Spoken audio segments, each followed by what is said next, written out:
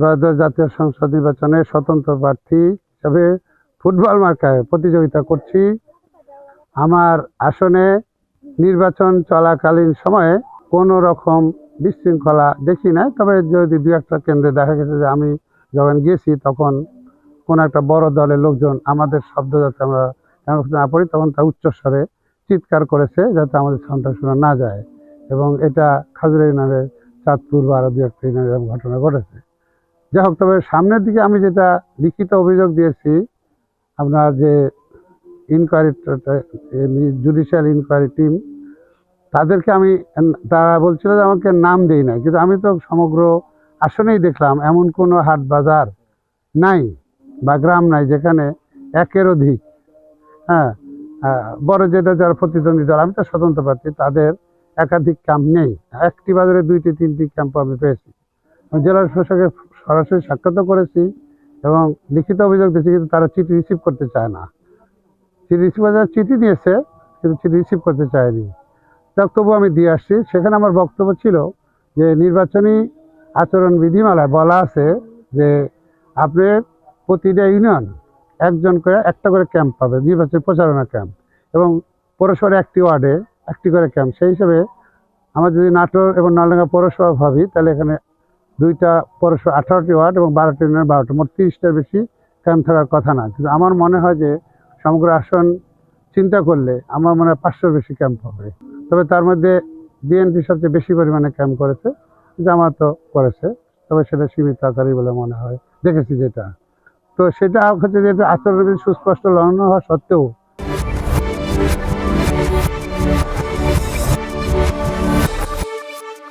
নিয়ম অনুসারে যদি জেলা রিটার্নিং কর্মকর্তা এবং জেলা প্রশাসক যদি এটা চাইতো প্রত্যেকটা পত্রিকার কাছে যে আপনারা আপনাদের তালিকা দেন কোন কোন জায়গায় ক্যাম্প করছেন, তাহলে আমরাও চ্যালেঞ্জ করতে পারতাম। এখন যদি আমি যেখানে চ্যালেঞ্জ করি তারা উত্তর দিতে পারে যে এটি আমাদের বৈধ ক্যাম্প, তাহলে তো আমি কোনটা অবৈধ, তাহলে আমি বিপদে পড়ে যাবো।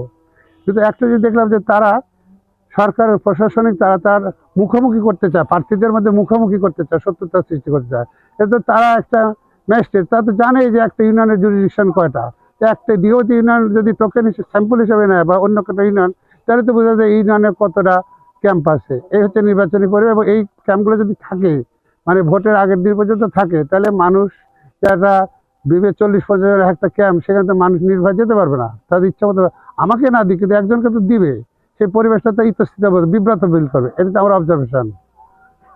আরেকটু যদি নির্বাচন যদি সুষ্ঠু হয়, তাহলে আমার যে আসন সেই এলাকায় আমি জনসভা কম করলেও আমি বাড়ি বাড়ি ডোর টু ডোর আমি প্রচারণা চালাইছি, সর্বাত্মক যত শরীরের পক্ষে সম্ভব, এবং আমার টিম সহ বাড়ি বাড়ি গেছি এবং তাদের মতামত এবং তাদের কাছে ভোট পেয়েছি।